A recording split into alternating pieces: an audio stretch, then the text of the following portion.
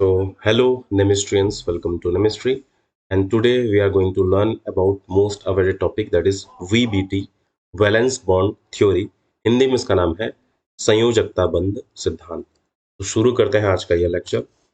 जो संयोजकता बंध सिद्धांत है उसको सबसे पहले स्लेटर और पॉलिंग ने दिया था। पॉलिंग मतलब L polling and J L Slater, इन्होंने 1931 में दिया था। बस नाम जान लीजिए, पॉलिंग और स्लेटर ने दिया था, सन याद रखने की जरूरत नहीं है।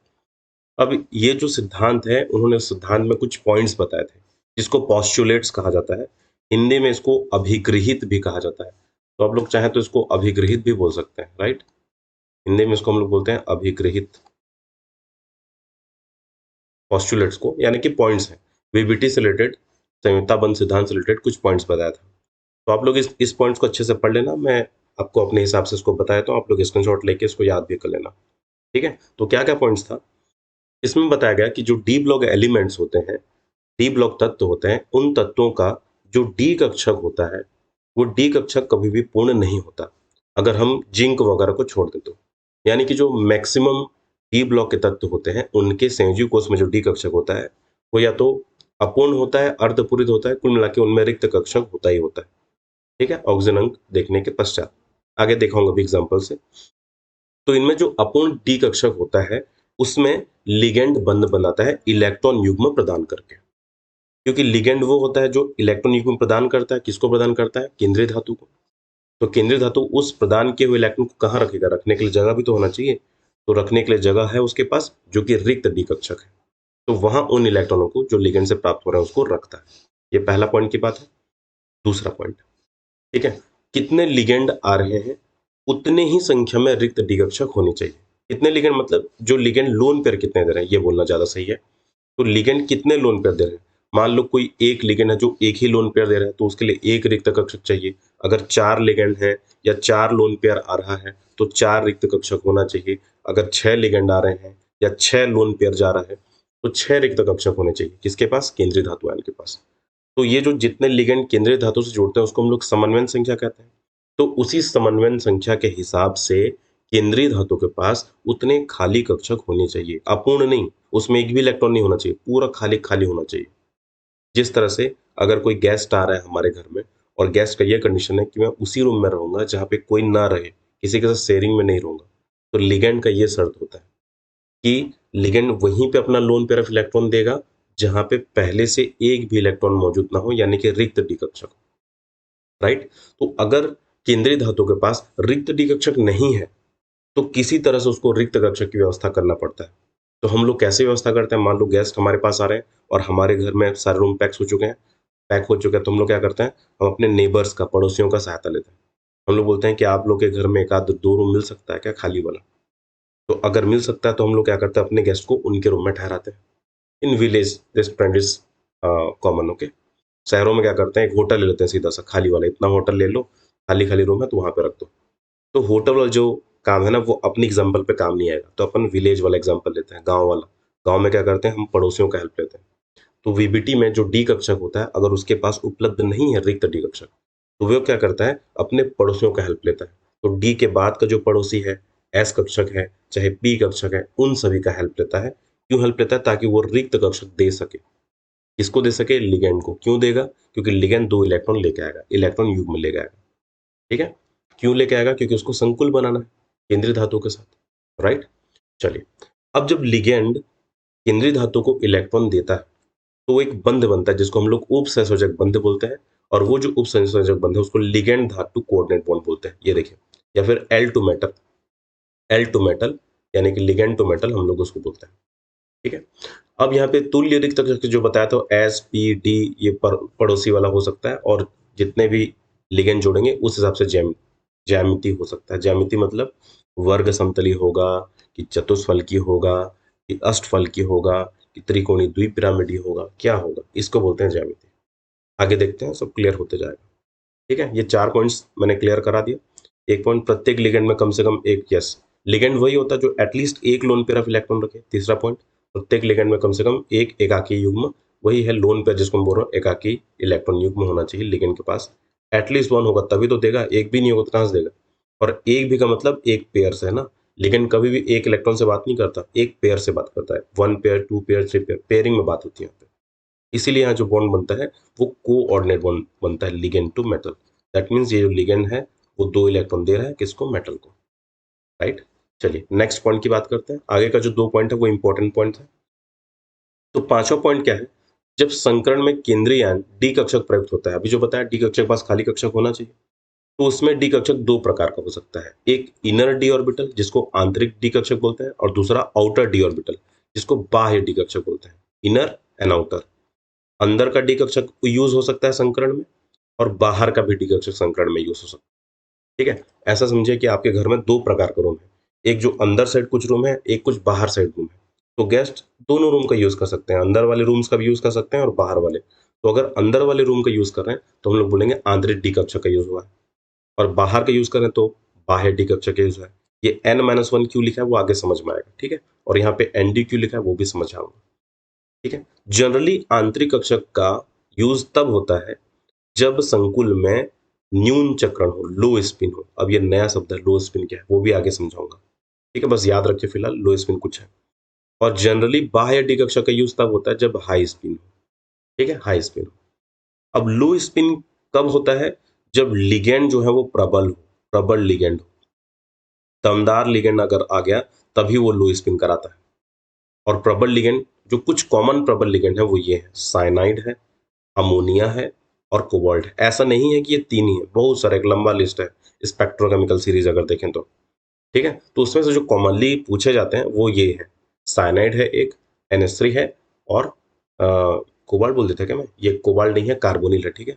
अगर मैं कोबाल्ट बोलता तो ये होता है कोबाल्ट, C और स्मॉल ओ, और ये कार्बोनिल है, ठीक है। कार्बोनिल, कार्बन मोनोऑक्साइड भी बोल सकते हैं, बट एज अ लिगेंड इसको कार्बोनिल बोलते हैं, CNO, ठीक है, ये ऑक्सीजन, राइट। ओके, तो 3 लिगेंड हो गए। उसके बाद दुर्बल लिगेंड जो होता है वो पेयरिंग नहीं करा पाता, इसको बोलते हैं पेयरिंग। लो स्पिन में जो युग्मन हो रहा है ना उसको पेयरिंग बोलते हैं इंग्लिश में। जो दुर्बल लिगेंड होता है वो पेयरिंग नहीं कर पाता। तो कौन कौन सा दुर्बल लिगेंड है वो भी कॉमनली वाला बता दियो। एक पानी अपना दुर्बल है, फिर वो जो एक्स लिखा हुआ एक्चुअल में हैलोजन है, जिसमें फ्लोरीन, क्लोरीन, ब्रोमीन, आयोडीन ये सभी आते हैं, और एल्कोहल यानी कि हाइड्रोक्सी ग्रुप, ये सब दुर्बल है। और अगर ये सब उपस्थित हैं तो हुंड के नियम से इलेक्ट्रॉन भरा जाएगा, ठीक है। आगे एग्जाम्पल से ये सब समझ में आएगा। बस इतनी चीजों को याद रखना भी, ठीक है। कुछ चीजों को याद रखना है और याद रख के आगे बढ़ाऊंगा, सब समझ में आएगा, एक एक चीज समझ में आएगा। लेक्चर के खत्म होने तक जितने भी डाउट्स हैं सब क्लियर हो जाएंगे। लो स्पिन क्या है, हाई स्पिन क्या है, सब कुछ क्लियर करा दूंगा, ठीक है। नेक्स्ट पॉइंट समझते हैं, चुंबकीय प्रकृति के बारे में भी जो संयोजकता बंध है वो व्याख्या करता है। ये क्या बोलता है कि अगर जो हमारा केंद्रीय धातु का डी कक्षक है उसमें अगर अयुग्मित इलेक्ट्रॉन है, अनपेयर्ड इलेक्ट्रॉन है। अब ये अनपेयर्ड क्या है और पेयर्ड क्या है वो समझा देता हूं यहीं पे। अगर अनपेयर्ड इलेक्ट्रॉन है तो वो अनुचुंबकीय होगा, यानी कि पैरामैग्नेटिक होगा, यानी कि चुंबक की तरह व्यवहार करेगा। लेकिन अगर युग्मित इलेक्ट्रॉन है, यहाँ पे अयुग्मित इलेक्ट्रॉन नहीं है, तो हम लोग बोल सकते हैं कि उसमें अगर युग्मित इलेक्ट्रॉन है, अगर सारे के सारे कक्षक में युग्मित इलेक्ट्रॉन है तब वो प्रतिचुंबकीय होगा, यानी कि चुंबक की तरह व्यवहार नहीं करेगा। अब मैं समझाता हूं कि युग्मित और अयुग्मित क्या है। मान लो इसमें इस तरह से इलेक्ट्रॉन भरा हुआ है, ठीक है। तो ये जो शुरू के 2 कक्षक हैं ये पेयर्ड है, यानी कि युग्मित है। और जो पीछे के 3 कक्षक है ना ये अनपेयर्ड है, यानी कि अयुग्मित है, युग्मन नहीं हुआ, युग्म में नहीं है, जोड़े में नहीं है। तो अगर जोड़े में नहीं है तो हम लोग उसको बोलते हैं अयुग्मित, और अगर जोड़े में है, पेयर में है, तो हम उसको बोलते हैं युग्मित। तो यहाँ पे कंडीशन है कि अयुग्मित इलेक्ट्रॉन उपस्थित है। तो अयुग्मित इलेक्ट्रॉन अगर एक भी रहे, एक भी अनपेयर्ड इलेक्ट्रॉन रहे, भले ही सारे के सारे पेयर्ड हो, लेकिन एक कम से कम अनपेयर्ड इलेक्ट्रॉन है तो वो अनुचुंबकीय बन जाएगा। एक भी रहे तो, सारे के सारे अयुग्मित हो, सभी कक्षकों में एक एक अयुग्मित हो, ऐसा आवश्यकता नहीं। एटलीस्ट किसी भी एक कक्षक में एक अयुग्मित इलेक्ट्रॉन हो तो वो चुंबक की तरह व्यवहार कर जाएगा, ठीक है। अयुग्मित इलेक्ट्रॉन अगर नहीं है, यानी कि सारे के सारे युग्मित है, तो अगर सारे के सारे पेयर्ड हैं फिर वो चुंबक की तरह व्यवहार नहीं कर पाएगा। कारण उसका क्या है, कारण ये है कि इलेक्ट्रॉन जो होता है वो एक छोटा मैग्नेट होता है और उसमें स्पिन होता है या तो क्लॉकवाइज या तो एंटी क्लॉकवाइज। ठीक है। और अगर पेयर में रहते हैं तो पेयर में रहने पर एक का क्लॉकवाइज जो रोटेशन होता है वो दूसरे के एंटी क्लॉकवाइज रोटेशन के साथ वो कट जाता है। जो मैग्नेटिक फील्ड रहता है एक दूसरे को न्यूट्रल कर देता है। और अगर एक भी अनपेयर्ड इलेक्ट्रॉन होता है तो वो क्या होता है, ये तो कट गया, ये जीरो हो गया, लेकिन इसके कारण क्लॉकवाइज रोटेशन के कारण जो भी मैग्नेटिक फील्ड यानी कि चुंबकीय क्षेत्र उत्पन्न होगा तो उसमें थोड़ा सा चुंबकीय गुण आ जाएगा। वही इसके बगल में अगर फिर से डाल दे, पेयर कर दे, तो इसके क्लॉकवाइज को फिर से एंटी क्लॉकवाइज न्यूट्रल कर देगा। इसका मतलब फिर से वो उदासीन हो जाएगा। इसीलिए अगर एक भी अनपेयर्ड इलेक्ट्रॉन होता है तो चुंबकीय व्यवहार दिखाता है, चुंबक की तरह व्यवहार करता है। पर अगर सभी के सभी पेयर है फिर वो चुंबक नहीं बन पाएगा। इसी चीज को वीबीटी ने बताया। हाँ, पर वीबीटी की कुछ कमियों में मैं लास्ट में देखेंगे कितना प्रबल चुंबक होगा इस बारे में कुछ नहीं बताया था। राइट, चलिए आगे बढ़ते हैं। आगे बताया कि अगर समन्वयन संख्या 4 है, देखो 2 बार 4 आया, तो अगर समन्वयन संख्या 4 है तो या तो sp3 संकरण हो सकता है या तो dsp2 संकरण हो सकता है। संकरण की व्याख्या जिस तरह से CH4 हो गया, H2O हो गया, ठीक है, NH3 हो गया, इन सब में संकरण हम लोग VSEPR थ्योरी के माध्यम से पढ़ते हैं कक्षा 11वीं में। Valence shell electron pair repulsion theory, VSEPR theory के माध्यम से जानते हैं। उसी तरह से जो संकुल यौगिक हैं जो यहाँ बगल में दिख रहा है आप लोगों को, इन संकुल यौगिकों में जो संकरण होता है वो VBT बताता है। तो VBT बोल रहा है कि अगर 4 ठो लिगेंड है तो sp3 संकरण हो सकता है या तो dsp2 संकरण हो सकता है। अगर sp3 संकरण हुआ तो उसकी ज्यामिति चतुष्फलक की होगी, अगर dsp2 संकरण हुआ तो वर्ग समतली होगा। ठीक है, संकरण कब होगा क्या होगा वो भी अभी बताऊंगा आगे। अगर 5 लिगेंड है तो उसमें dsp3 या सॉरी sp3d संकरण ही होगा। अगर 5 लिगेंड है तो कौन सा संकरण होगा, sp3d संकरण ही होगा। और उसकी जो ज्यामिति होगी वो त्रिकोणीय द्विपिरामिडीय होगी। अगर 6 लिगेंड है तो फिर से दो केस हो सकता है, या तो sp3d2 संकरण होगा या तो d2sp3 संकरण होगा। दो संकरण हो सकता है, पर दोनों ही केस में जो संरचना है वो अष्टफलकी ही बनेगा। देख लो तो क्या अंतर है भाई दोनों में। अंतर यह है जो मैं पहले बताया था, अंदर का रूम का यूज कर सकते हैं गैस और बाहर का रूम का। तो जो sp3d2 है इसमें बाह्य डी कक्षा का उपयोग हुआ है, देखो, राइट। और जो d2sp3 है उसमें आंतरिक डी कक्षक का उपयोग है, उसीलिए d2 पहले आया है, sp3 बाद में आया है।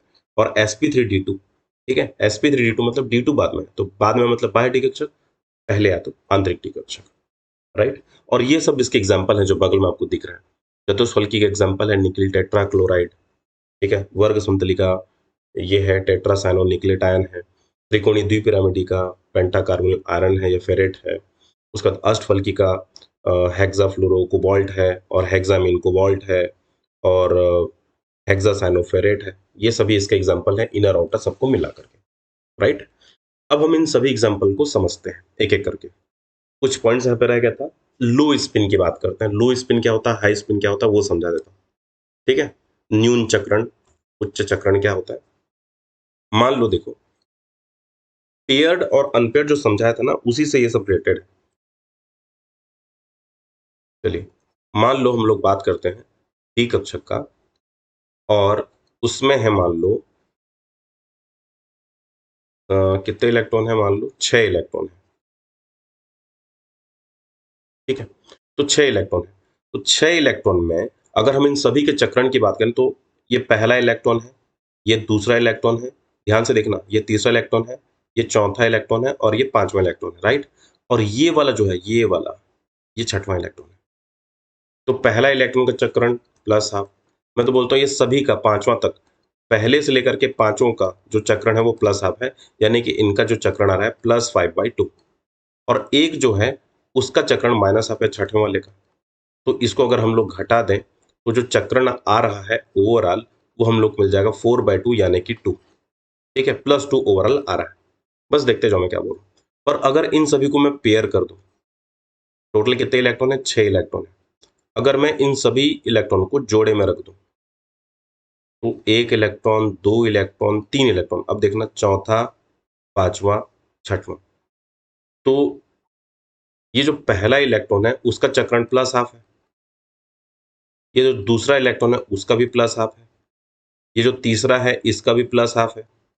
अब ये जो चौथा है उसका तो माइनस हाफ है, ये जो पांचवा है इसका भी माइनस हाफ है, और ये जो छठवां है इसका भी क्या है, माइनस हाफ है।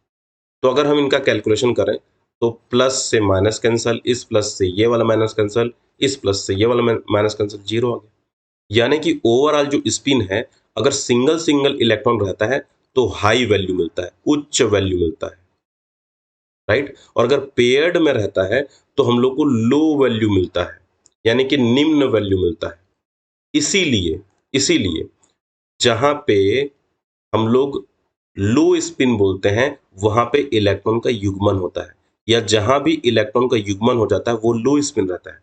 और जहां कुंड के नियम का पालन होता है, यानी कि इलेक्ट्रॉन का युग्मन तब तक नहीं होगा जब तक सभी में एक एक इलेक्ट्रॉन ना भर जाए।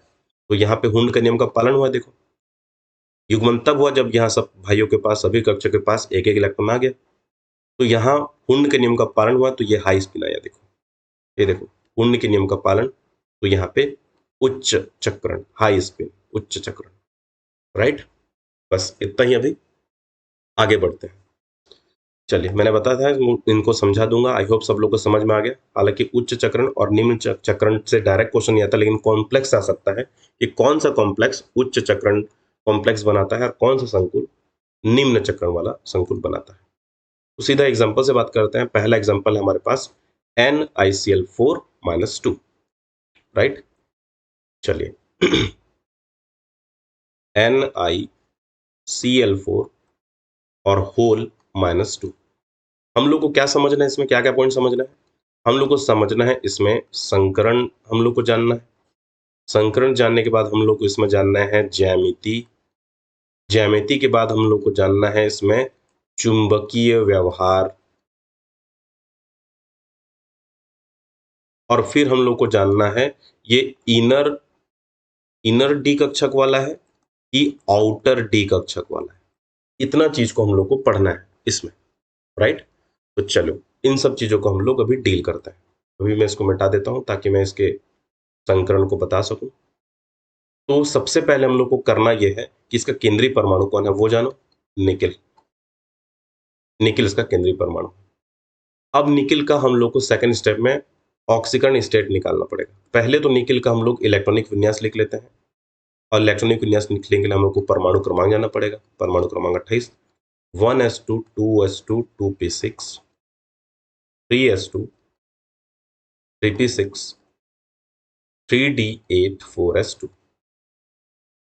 ये होता है इसका सामान्य इलेक्ट्रॉनिक विन्यास। सामान्य इलेक्ट्रॉनिक विन्यास यही है। संयोजी कोष में 3d8 4s2 इलेक्ट्रॉन रहेंगे। और ये मैं पहली बार और आखिरी बार पूरा इलेक्ट्रॉनिक विन्यास लिख रहा हूँ। आगे जितना भी एग्जांपल लूंगा उसमें केवल संयोजी कोष का इलेक्ट्रॉनिक विन्यास लिखूंगा। अब हमको समझना पड़ेगा निकिल का ऑक्सीकरण अवस्था क्या है इसमें। तो माना कि निकिल का ऑक्सीकरण अवस्था X है, दो सॉरी 4 ठो क्लोरीन है, और एक क्लोरीन का ऑक्सीकरण -1 होता है, इज इक्वल टू -2। तो X इज इक्वल टू हो जाएगा -2 + 4 इज इक्वल टू +2। आप लोगों को निकालना आता होगा, यहाँ से आ जाएगा +2। यानी कि जो निकिल है वो +2 ऑक्सीकरण अवस्था में है।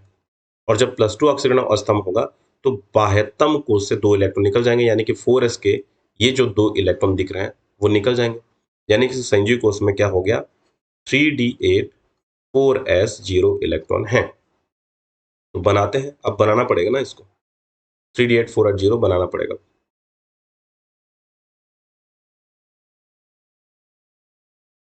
एक, दो, तीन, चार, और ये 5 कक्षक बन गए। थोड़ा अच्छे से बनाते हैं।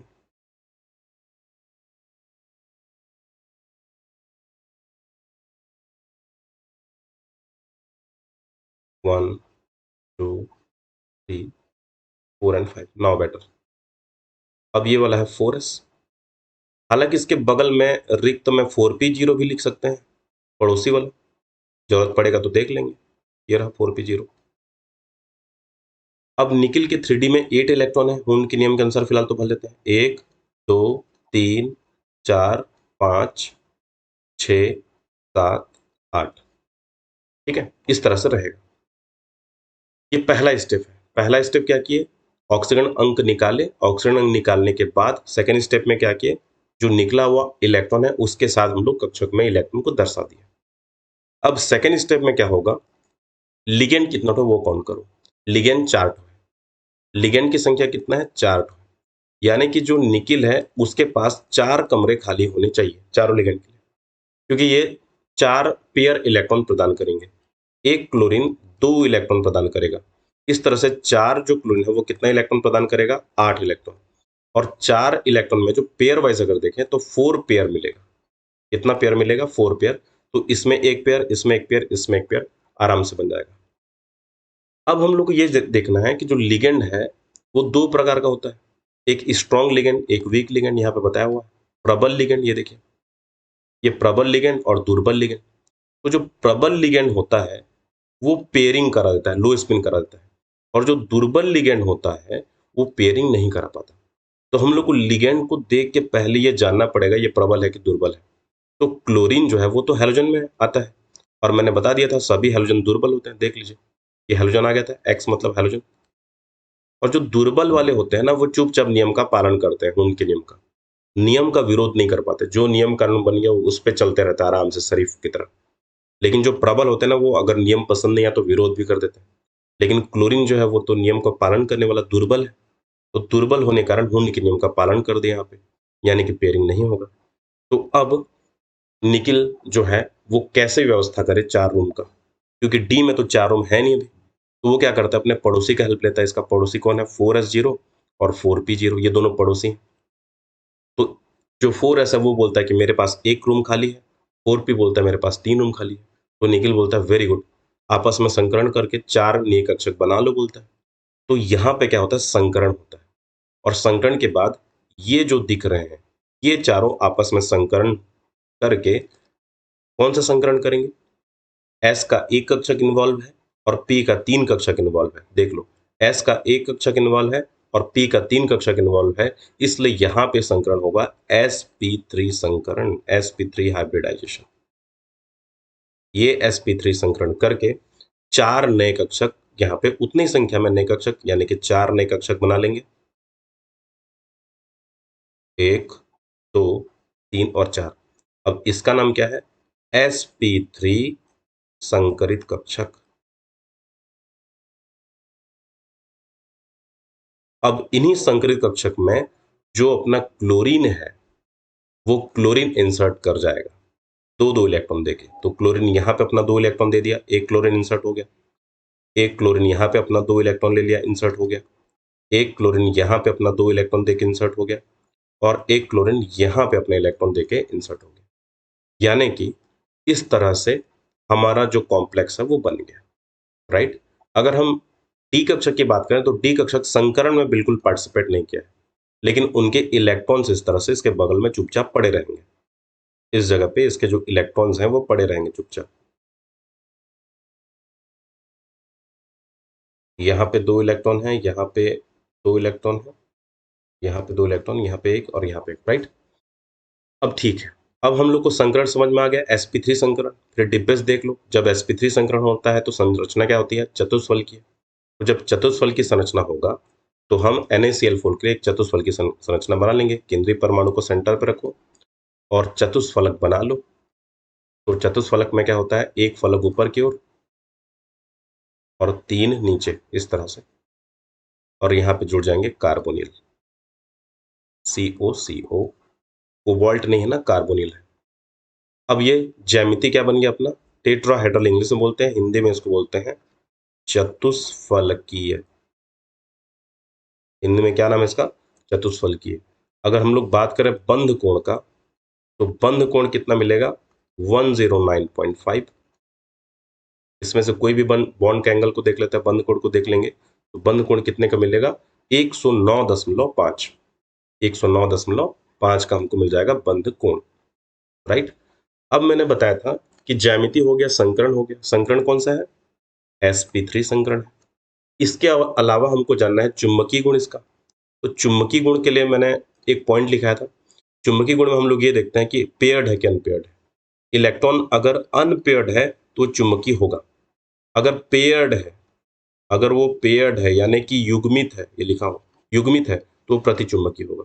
एक भी अगर अयुग्मित है तो चुंबकीय होगा। अब यहां से देख लो, इधर नहीं देखना, इधर देखो, ये वाला पेयर्ड है, ये वाला पेयर्ड है, ये वाला पेयर्ड है, लेकिन यहाँ पे एक अनपेयर्ड है और यहाँ भी एक अनपेयर्ड है। तो एक भी अगर अनपेयर्ड मिल जाए, यहां से भी देख सकते हैं, एक भी अगर अनपेयर्ड मिल जाए तो वो चुंबकीय होता है। तो यहाँ तो दो दो मिल गए। इस वजह से जो निकिल का हमारा जो कॉम्प्लेक्स मिला है ये अनुचुंबकीय होगा। ठीक है, ये क्या होगा, अनुचुंबकीय नेचर का होगा। अब इसमें कौन सा स्पिन हुआ है, लो स्पिन कि हाई स्पिन? तो देख लो, इधर नहीं देखना, इधर देखो। यहाँ पे पेयर वाला हमको नहीं दिख रहा है और यहाँ पे पेयरिंग किसी प्रकार का हुआ नहीं है। अगर पेयरिंग होता तो इसको भी तो यहीं पे कर देते, पेयर हो जाता, फिर आगे समझ में आएगा। पेयर वाला एक एग्जाम्पल भी लेके आ रहा हूँ। तो यहाँ तो पेयर हुआ नहीं, हम लोग पेयर कराया नहीं है, हुंडी के नियम का पालन किए हैं, यानी कि ये आउटर वाला है। हालांकि डी का यूज हुआ ही नहीं है यहाँ पे, पर फिर भी अगर स्पिन पूछ दे तो ये हाई स्पिन कॉम्प्लेक्स है, राइट, लो स्पिन नहीं है। और जहां पे डी रहता है वहीं पे लो स्पिन और हाई स्पिन का प्रश्न आता है। तो बस यही हमको जानना था। निकल टेट्राक्लोराइड या टेट्राक्लोरोनिकलेट। अच्छा, इसका आईयूपीएसी नाम भी यहीं से निकाल लो, +2 आ गया। तो इसका नाम क्या हो जाएगा, इसका नाम टेट्राक्लोरोनिकलेट। हाँ, टेट्राक्लोरो था ना, मैंने कार्बोनिल लिख दिया यहाँ पे। वेट मिनट, ये पूरा गड़बड़ हो जाता।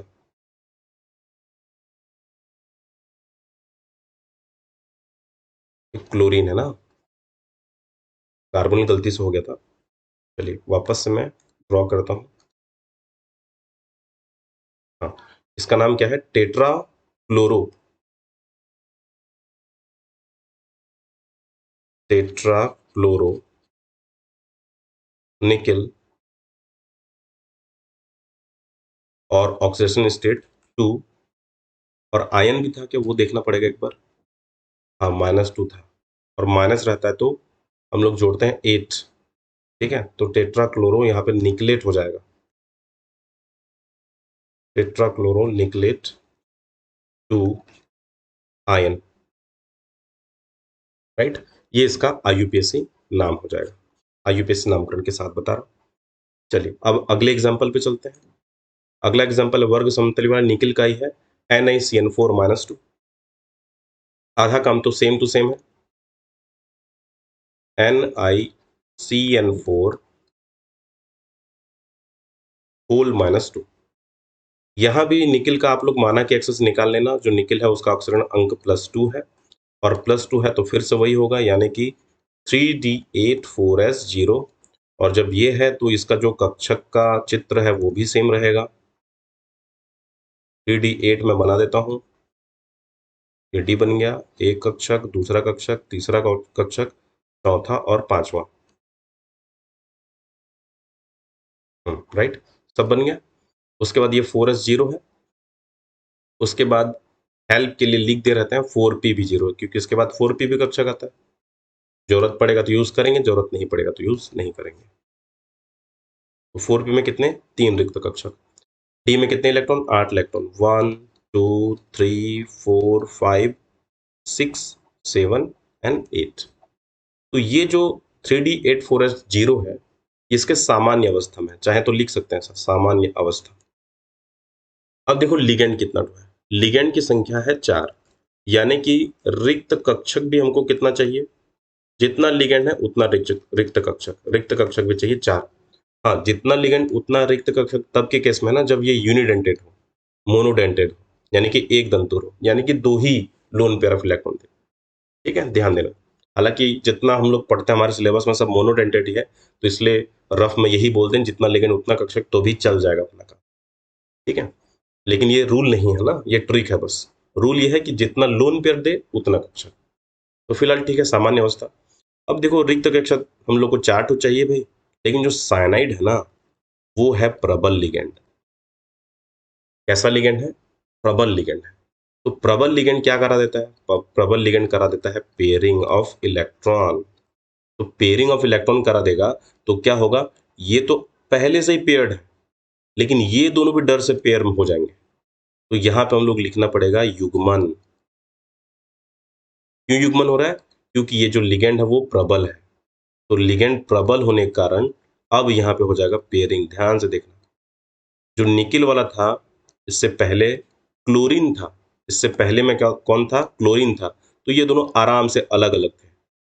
लेकिन अब साइनाइड आ गया, तो साइनाइड आ गया तो पहले यहां तक तो सेम टू सेम रहेगा, अब ये दोनों भी पेयर्ड हो जाएंगे, और जैसे ये दोनों पेयर्ड हुए, डी का एक तो कक्षक खाली हो गया।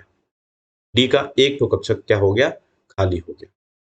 अब पहले से ही 4s भी खाली है और 4p भी खाली है पूरा पूरा, लेकिन हमको चाहिए 4 ठो कक्षक। कितना चाहिए, 4 ठो, लेकिन उपलब्ध है 5 ठो। देख लो, 1 2 3 4 5।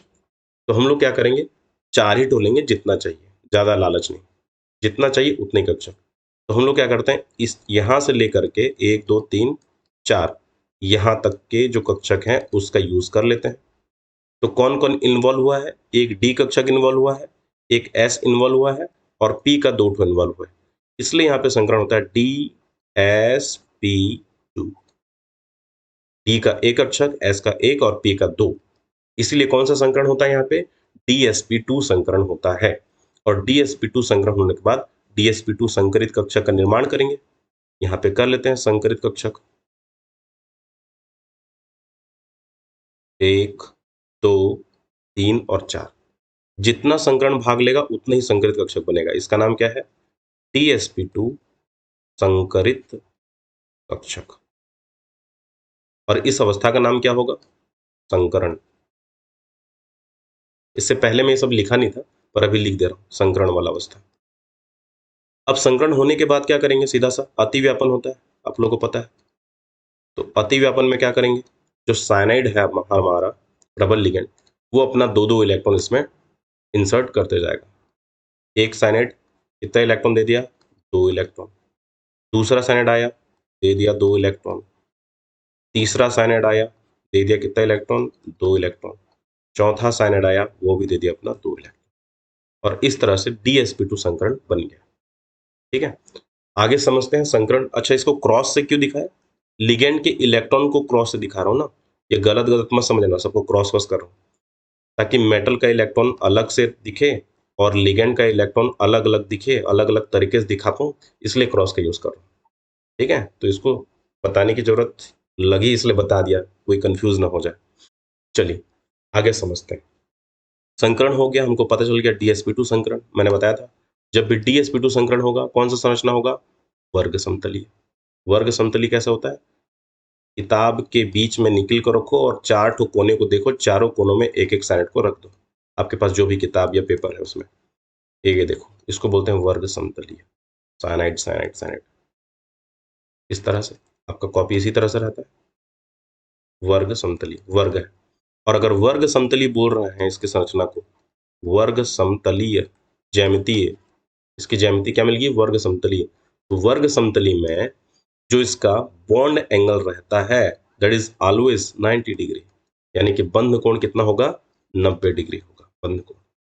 अब बात करते हैं चुंबकीय व्यवहार का। चुंबकीय व्यवहार माने अनुचुंबकीय होगा कि प्रतिचुंबकीय।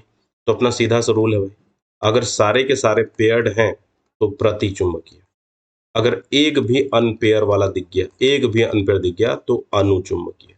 अपना सीधा रूल है, देख लो कि आपको यहां से देखना ना, इस वाले को नहीं देखना है, इधर नहीं देखना है, डी कक्षक को देखना है।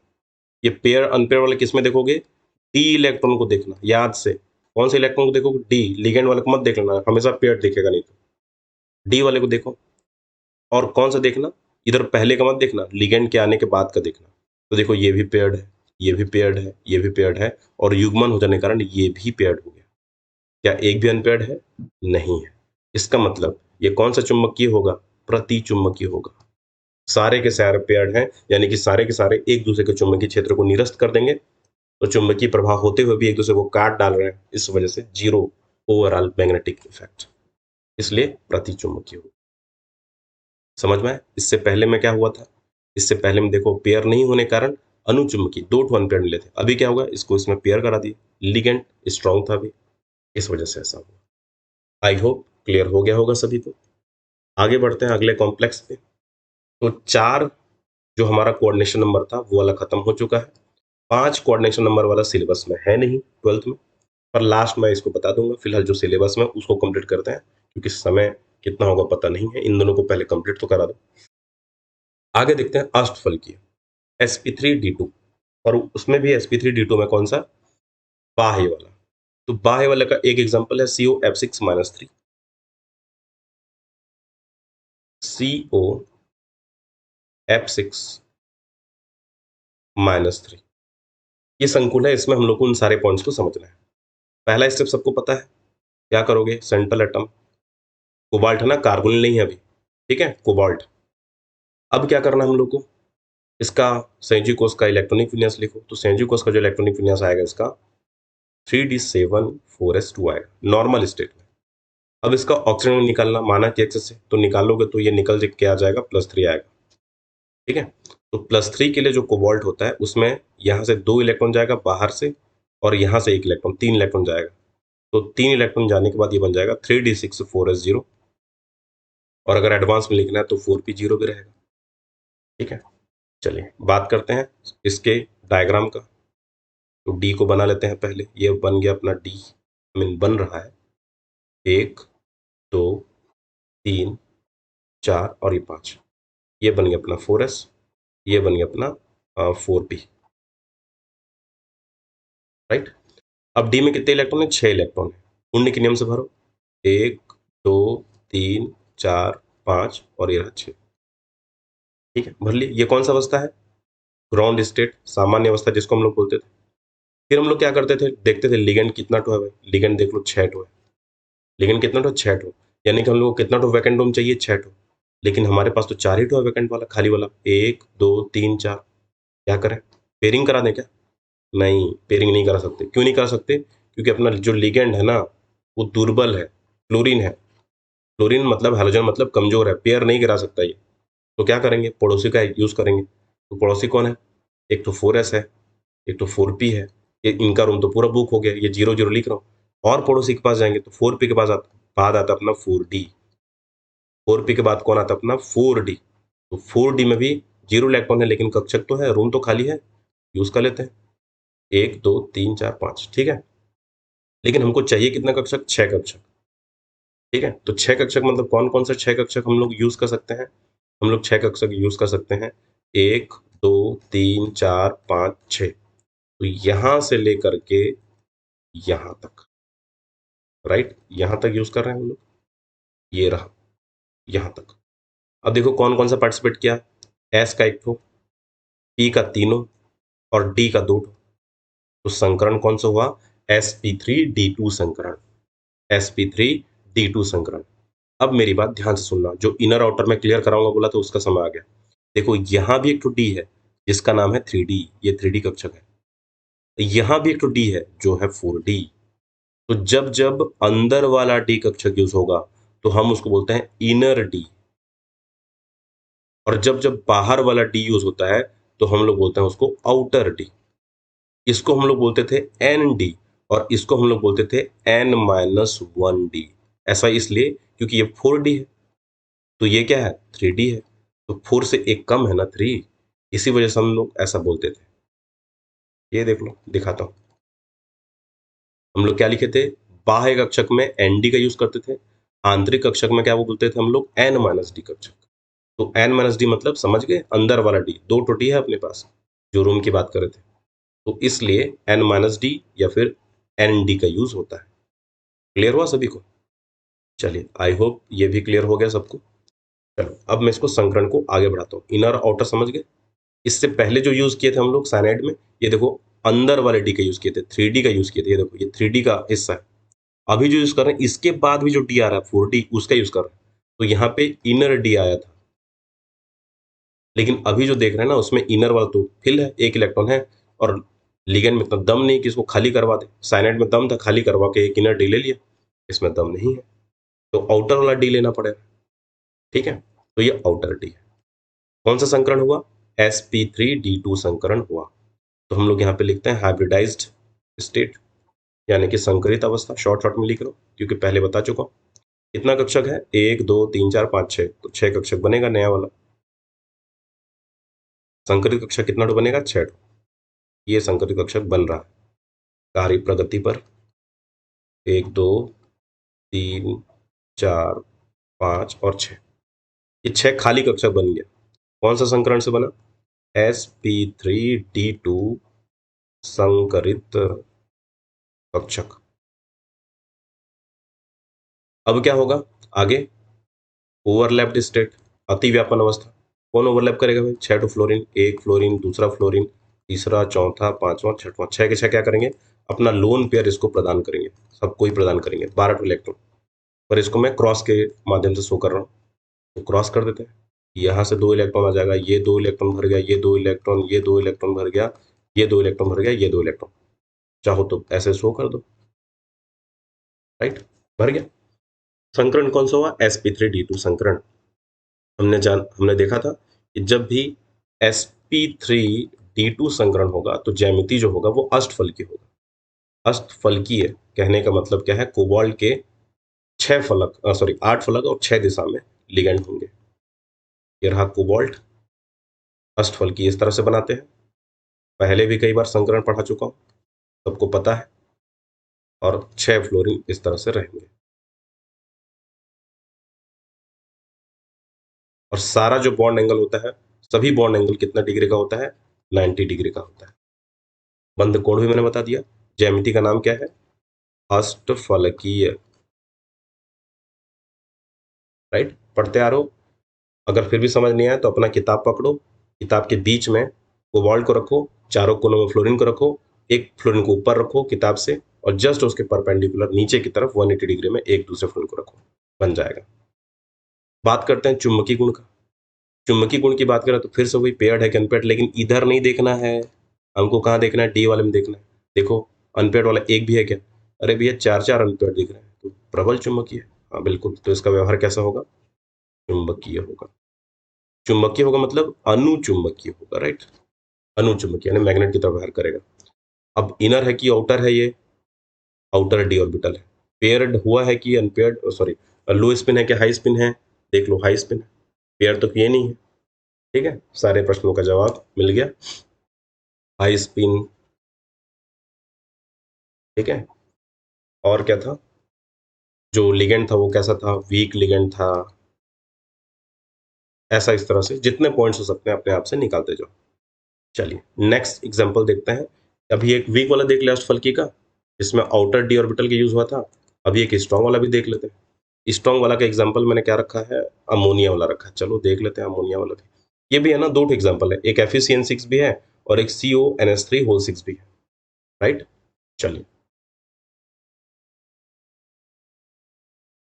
दूसरा एग्जांपल है अपने पास CONH3 और यहाँ पे है +3। फिर से वही स्टेप है। क्या क्या स्टेप है? सबसे पहले केंद्रीय धातु पहचानो, कोबाल्ट है। इलेक्ट्रॉनिक विन्यास लिखो, 3d7 4s2 होता है। और उसके बाद ऑक्सीकरण अवस्था लिखो, कितना है? +3 में है, निकाल लेना, +3 आएगा, क्योंकि ये न्यूट्रल लिगेंड है और ओवरऑल यहाँ पे +3 दिख रहा है, मतलब +3 का आएगा। तो 3 इलेक्ट्रॉन कम कर दो, 2 इलेक्ट्रॉन बाहर से, 1 इलेक्ट्रॉन इससे, फिर सब कुछ सेम है, 3d6 और 4s0। ठीक है, तो पड़ोसी को लिख ले रहते हैं, जरूरत पड़ेगा तो यूज करेंगे। 4p0 है और 4d0 है। ठीक है, अब इसके इलेक्ट्रॉन को भी लिख लेते हैं सामान्य अवस्था में।